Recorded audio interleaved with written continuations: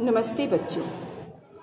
व्याकरण खंड में अभी तक हम लोगों ने भाषा, वर्ण, शब्द और संज्ञा के विषय में जानकारी प्राप्त की। आज के इस वीडियो में हमारा प्रकरण है सर्वनाम। जैसा कि संज्ञा के विषय में हम लोग जानते हैं, किसी भी नाम को संज्ञा कहते हैं और नामों के बदले जिसका प्रयोग हम लोग करते हैं वह है सर्वनाम। जैसे मैं, तुम, हम, वह। यानी मैं का प्रयोग किसी नाम के लिए हुआ, वह का प्रयोग किसी के लिए हुआ। तो मैं, तुम, वह, मेरा, वे, हमारा, ये सब सर्वनाम हैं। अब सर्वनाम का अर्थ हुआ सबका नाम, सभी नामों के बदले। एक उदाहरण के द्वारा हम इसे अच्छी तरह समझ सकते हैं। रोहन 7वीं का छात्र है। वह स्कूल जा रहा है। शशांक के पिताजी डॉक्टर हैं। वे रोगियों को देख रहे हैं।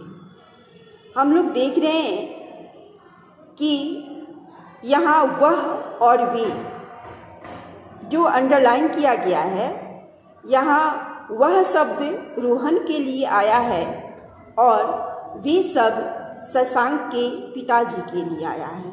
अर्थात वह और वे यह सर्वनाम के उदाहरण हैं। अब हम थोड़ा दूसरे उदाहरण पर गौर करें। वह स्कूल जा रहा है। वे स्कूल जा रहे हैं। उसका जूता बड़ा है। उसका घर बड़ा है। उसकी घड़ी पुरानी है। बच्चों, क्या बता सकते हैं कि इन उदाहरणों में क्या खास बात है? तो आइए मैं ही आपको बताती हूँ। हम लोग देख रहे हैं कि यहाँ सर्वनाम का रूप बदल रहा है तो क्रिया का भी रूप बदल रहा है। वह स्कूल जा रहा है। वे स्कूल जा रही हैं। उसका जूता बड़ा है। उसकी साड़ी नई है। उसका घर बड़ा है। उसकी साड़ी पुरानी है। उसकी घड़ी पुरानी है। तो यहाँ वह से वे, उसका से उसकी, यानी वचन के अनुसार सर्वनाम का रूप बदला, लिंग के अनुसार सर्वनाम का रूप बदला। इससे स्पष्ट होता है कि सर्वनाम का रूप बदलते रहता है। वचन और लिंग के अनुसार उसका रूप बदल गया। इससे स्पष्ट होता है कि सर्वनाम विकारी शब्द है। अब हम सर्वनाम की परिभाषा इस तरह ले सकते हैं। सर्वनाम वह विकारी शब्द है जो किसी संज्ञा के बदले में प्रयोग होता है। अब एक और उदाहरण पर हम गौर करें। मेघा स्कूल जा रही है। मेघा स्कूल जाकर पढ़ती है। मेघा की शिक्षिका मेघा को पढ़ाती है। तो इस उदाहरण को हम देख रहे हैं तो यह स्पष्ट हो रहा है कि यह वाक्य जो है कुछ अटपटा सा लग रहा है। यानी बार बार मेघा शब्द का प्रयोग होने से वाक्य जो है वह अटपटा सा लग रहा है। यदि हम इसी वाक्य को इस ढंग से कहें, मेघा स्कूल जा रही है। वह स्कूल जाकर पढ़ती है। मेघा की शिक्षिका उसे पढ़ाती है। तो वाक्य अच्छा लग रहा है, यानी वाक्य का सौंदर्य बढ़ जा रहा है। तो इससे स्पष्ट होता है कि सर्वनाम भाषा को सरल बनाता है, यानी इससे भाषा सरल होती है। सर्वनाम भाषा के सौंदर्य को बढ़ाता है और यही सर्वनाम की विशेषता है। यानी सर्वनाम का प्रयोग भाषा को सरल बनाने के लिए किया जाता है। सर्वनाम के प्रयोग से भाषा का सौंदर्य बढ़ जाता है। तो इस तरह सर्वनाम क्या है, उसकी विशेषता क्या है, हम लोगों ने देखा।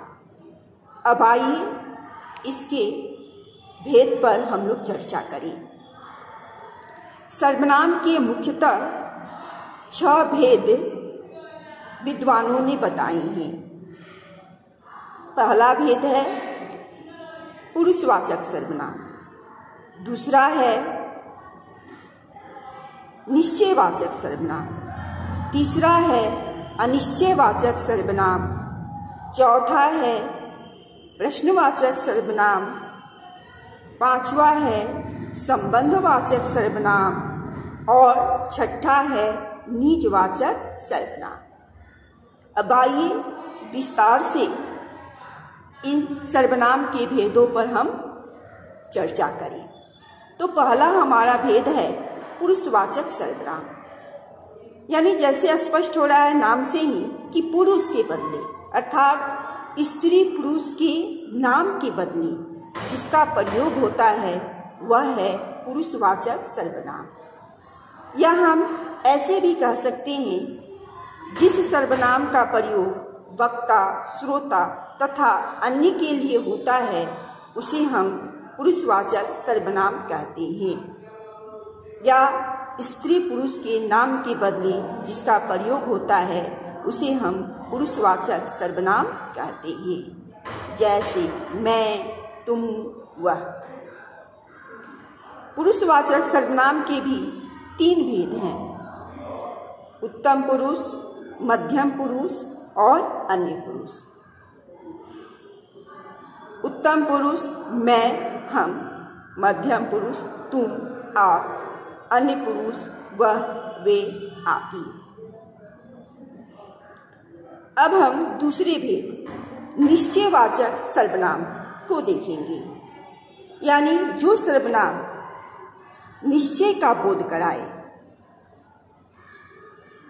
किसी वस्तु के निश्चय का बोध कराए उसे हम निश्चयवाचक सर्वनाम कहते हैं। यह पास और दूर दोनों के निश्चय का बोध कराता है, जैसे यह, वह। यह मेरा भाई है, वह तुम्हारा मित्र है, यह पंखा है, वह कलम है, इत्यादि। अब तीसरा भेद है अनिश्चयवाचक सर्वनाम। जिस सर्वनाम से किसी वस्तु या व्यक्ति के अनिश्चित का बोध हो, अनिश्चय का बोध हो, उसे हम अनिश्चयवाचक सर्वनाम कहते हैं, जैसे कुछ और कोई। यहाँ कुछ का प्रयोग वस्तु के लिए और कोई का प्रयोग व्यक्ति के लिए किया जाता है, जैसे पानी में कुछ पड़ा है, कोई आ रहा है। तो पानी में कुछ पड़ा है तो वो कीड़ा भी हो सकता है, गंदा भी हो सकता है, तिनका भी हो सकता है, वगैरह वगैरह। कोई राम भी हो सकता है, श्याम भी हो सकता है, रोहन भी हो सकता है, शशांक भी हो सकता है, गौरव भी हो सकता है, इत्यादि। अब चौथा हमारा सर्वनाम है प्रश्नवाचक सर्वनाम, यानी जिस सर्वनाम से प्रश्न किया जाए उसे हम प्रश्नवाचक सर्वनाम कहते हैं। कौन, क्या।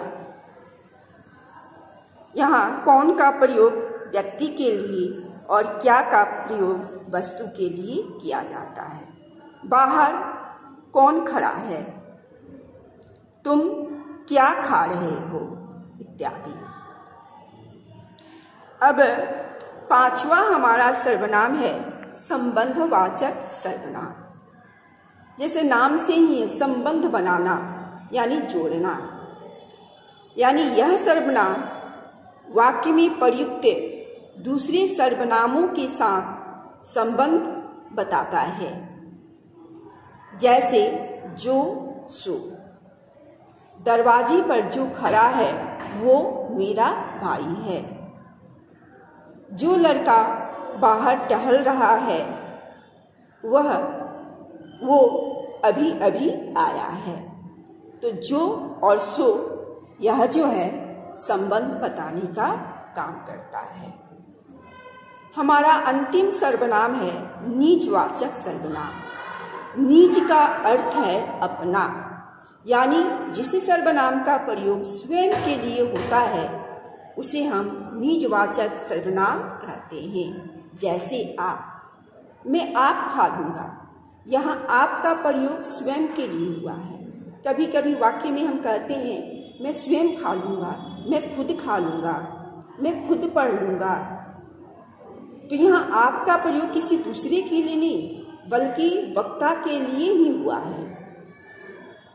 पुरुषवाचक सर्वनाम में आप जो था वह आदर्श सूचक शब्द था, मध्यम पुरुष का आदर्श सूचक शब्द था और वह दूसरों के लिए किया जाता था।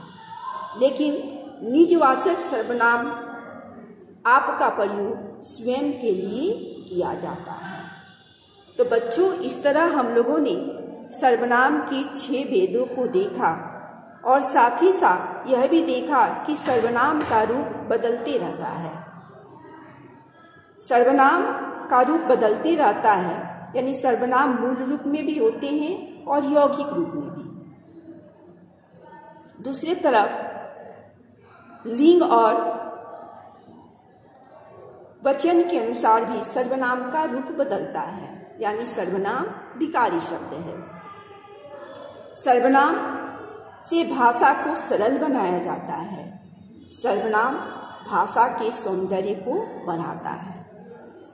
तो इस तरह मैं आशा करती हूँ कि आप लोग सर्वनाम को अच्छी तरह से अवश्य समझ गए होंगे तथा इसके भेदों को भी समझ गए होंगे। धन्यवाद।